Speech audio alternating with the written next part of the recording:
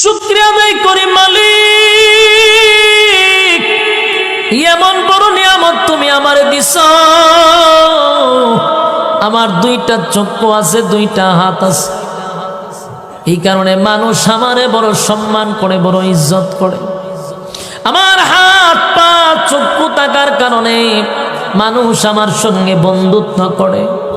আমাকে নিয়ে মানুষ কফি খায়, আমার নিয়ে মানুষ সেলফি তোলে। কেন রে?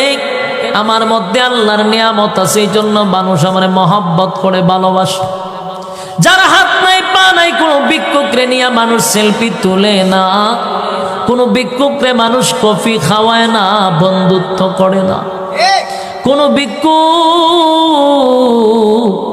ভালো বাড়িতে বিয়া শাদিও করতে পারে না, কারণ তার মধ্যে আল্লাহর সেই নিয়ামত নাই যেই নিয়ামত আমার মধ্যে আছে।